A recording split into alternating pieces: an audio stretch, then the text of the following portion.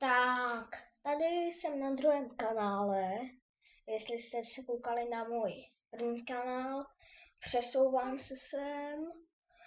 Takže ahoj všichni, tady je Bitkran, který mě ještě neznáte. Ahoj, ahoj, ahoj.